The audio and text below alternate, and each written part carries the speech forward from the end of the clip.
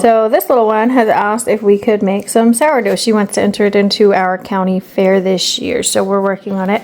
We had to name it because it would die if we didn't. It had to be a bread pun because it would die if we didn't. No, it wouldn't. It would have died. So this is, we started it last night, right? Yeah. So this is day 2.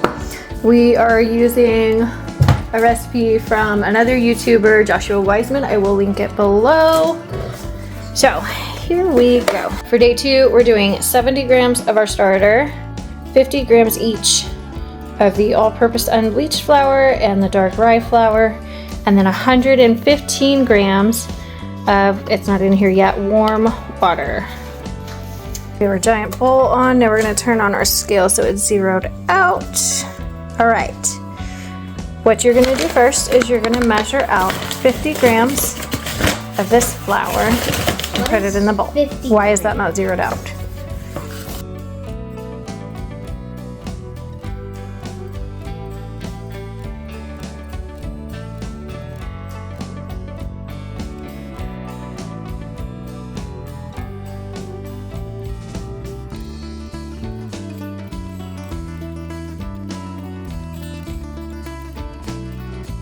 So it is debatable whether or not you should use tap water. I've always used tap water. It's always worked. So we're using tap water.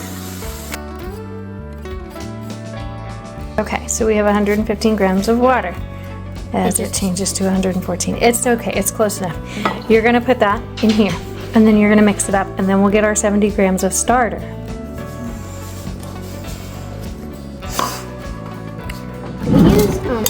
So another debatable thing is whether or not you wash your jar.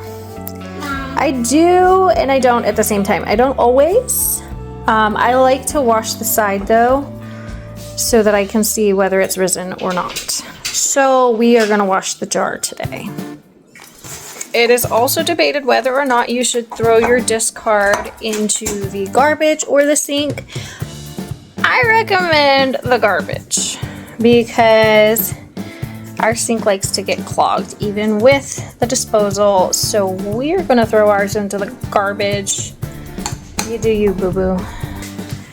So I was just telling Gloria, we are gonna measure a little more than 70, probably like 72-ish, because when she scrapes the cup, a little bit's gonna get left behind. I've never been 100% precise, but we're gonna get as close as possible because like I said, she wants to enter it into the fair. And so we're gonna try to make it as perfect as we possibly can. This is so sticky. Yeah, it's like dough. Dough is not this sticky. It is when it starts.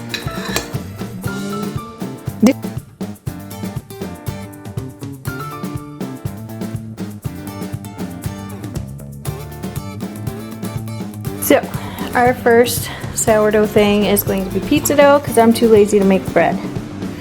So we got 3/4 of a cup of sourdough starter. It called for 1 cup, but we didn't have that much. So we're gonna use 3/4 of a cup of that, and then 2.5 cups of bread flour, and then some salt. Forgot to add, we also have a 3/4 of a cup of water to the recipe. So we also made non-sourdough pizza dough. So for that recipe, it's 2 1/4 cups of flour. I use all-purpose. About a tablespoon of olive oil, some salt, about a package of yeast. I think it's about 1.5 tablespoons, and then a cup of warm water. You can let the yeast and the water rise. I usually don't. I usually mix it all up together, and then I'll let the dough rise for an hour. You don't have to let it rise. It tastes better if you do though. So we got 2 of those. And toppings for the pizza, obviously mozzarella. For mine and my husband's pizza, we're doing bell pepper, spinach, and some bacon and pepperoni. The girls usually just like cheese and then occasionally pepperoni. I think we're gonna put bacon on their pizza as well. But typically they don't eat vegetables on pizza night. So they eat enough vegetables during the week though, I'm not too worried about it. And for our sauce, we're just using jarred ragu. I've thought about making my own. I have before, but honestly, in order to keep up with my family and how much we eat at one time, I would need a ridiculous amount of tomatoes, a ridiculous amount of time, and a ridiculous amount of jars. So I just buy it from the store. So a little trick I learned a while ago to do with your grease. I know a lot of people save bacon grease. I can't ever save it and not let it, like, it gets moldy, and I don't know how to keep it from molding. So I will take a bowl, put some foil in it, and dump it in. And that way, when it solidifies, all we do is we take the foil, crumble it up, and then we throw it in the trash. And my oldest asked me if we could do green chilies. We got a bunch of green chilies at the farmer's market this past summer, and I'm constantly forgetting they're in the freezer. So yes, we are doing green chilies with it. Also, I'm just throwing it in an already dirty bowl in a Ziploc. That way I can chop it up and put it on the pizza. It's gonna be delicious. It has now been about 3 hours. It rose a little, not near what I wanted. I'm a little bummed about that, but it is what it is. So we're gonna work with it. I'm gonna cut probably about this much off, and we're gonna try to make some garlic cheese bread, and then the rest of it will be for pizza. So pizzas are topped and ready to go in the oven. Typically I will set my top oven to 425 and my bottom to 400. I don't know if they're unevenly heated or because I have to use the cookie sheet. It's maybe because I have to use the cookie sheet for the one in the bottom oven, but for whatever reason it likes to overcook that one at 425. So I have it at 400. And I've got a timer set for 20 minutes. That typically will do it. Sometimes it'll need just a couple more minutes. We'll see how it goes. One of my many struggles as a mom is balancing letting my children help and learn and just getting it done because I need it done or want it done, or because I don't want the mess, or because I know that I can make it look better. And I can do it without less mess. So yeah, I struggle with that a lot.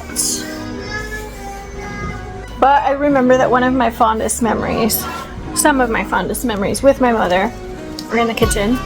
One of which was Friday night pizza night, where we would help her make pizzas. And she always made the dough. She let us help.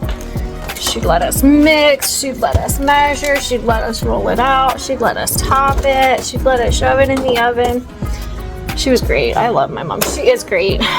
I love my mom. I miss my mom. Anyway, yeah, so I have to remember that they will never learn, and we're making memories while we make our messes. So 20 minutes, the cheese bread is done. The pizza I put for another 5. We'll see how it goes. All right, pizzas are out of the oven. They're looking amazing. I ended up going a couple minutes past the timer, the 5-minute timer, so they ended up staying in about 27-ish minutes. My chest is